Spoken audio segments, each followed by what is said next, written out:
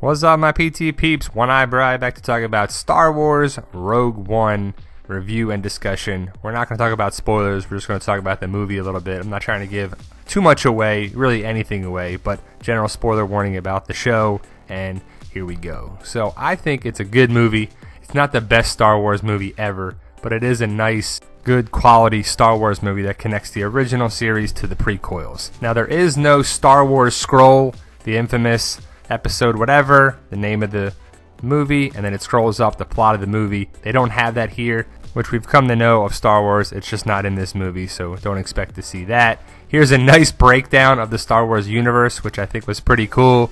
You got 4, 5, and 6 of the original series. 1, 2, and 3 were made years later. Rogue One is right in the center, right before Episode 3 and Episode 4. Episode 7 came out last December, and we're not there at Episode 8 yet. So that's a nice breakdown of Rogue One in the Star Wars universe. Now, the whole plot of the story, you should know, is about the Death Star, because it connects Episode 3 to Episode 4, and they do a really good job with that. Now, here's the main cast that you'll be following a lot of the episode, or the movie, and it's Jyn Erso, the woman in the middle, is the main character of it. You get to find out her whole story and what it is. And like I said, I don't want to give it away. I want you to go see the movie. I don't want to ruin it for anybody. But it's a good movie. If you like Star Wars, especially if you like the original series, it's really good.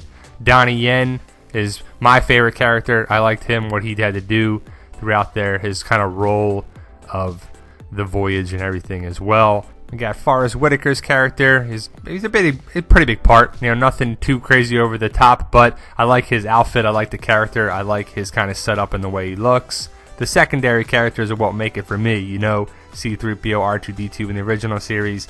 These guys, they're not the biggest characters by any means, but anytime you can see a crazy creature, a crazy thing like that too, especially fighting on the good side, your side that you're rooting for, is always good to see their facial expressions, and then when they get excited, it's always a nice part of the movie. So you can see the Empire versus the Rebels.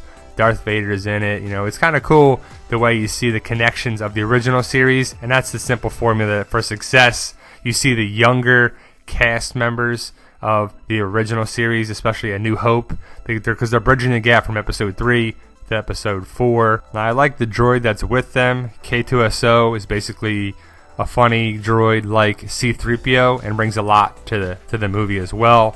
The epic battle or battles, what they're doing for the plot of it, you know, like if you know the movies, you know what they're trying to do. So it's not like you have any idea like it's a new story, unless you don't know Star Wars at all, which you better get back and watch the original series, then the prequels, then this. And I don't think you'll be lost if you watch it without seeing the other movies, but you really got to see them too. The battle scenes, the AT walkers or whatever they're calling them in the islands there is pretty cool. Like I said, the main cast here, you really like all of them. There's not any of these characters that you're like, man, these are stupid, I don't like that guy. Star Wars does a great job with that. Now, Darth Vader, he's in it a decent amount. He's not in there too much, but Darth Vader, we need a standalone Darth Vader movie, I think. We need to see that, especially his powers between Episode 3 and 4 when it's between things. We need to see what he can do, because the Episode 3 and Episode 4, there's a long time frame between it. You know, he's a little bit in the movie, like he's doing with his fingers there. But it's a nice fit role for him, because it's not a Darth Vader movie by any means. There are a lot of callbacks to the original series, especially Episodes 4, 5, and 6. We saw them. I don't want to give anything away, but you'll see them if you're a fan of the original series. You'll see the connections, and it's pretty cool to see that in a nice little, moment to say, oh, it's a callback. Now, I missed in the melee and the action sequence and the fighter jets and the X-Wings and the TIE fighters and everything fighting each other. You'll see little clips that are thrown in here, and they are directly from Episode 4. It happens super fast, and you'll see that it's there, and it doesn't really take anything away, but they slid them in there as a nice callback or an easy way to just edit it or something. I don't know. I definitely saw the same footage that was in there. Really cool. Like I said, these are your main characters of the movie, and it's a good movie. It's a good, solid Star Wars movie. I wouldn't say it's the best Star Wars movie by any means, but it's definitely recommended, and I want you to go see it, guys. So there you go, guys. Like, share, subscribe. Subscribe today to get more videos. You guys are awesome, and definitely go check out Star Wars Story Rogue One.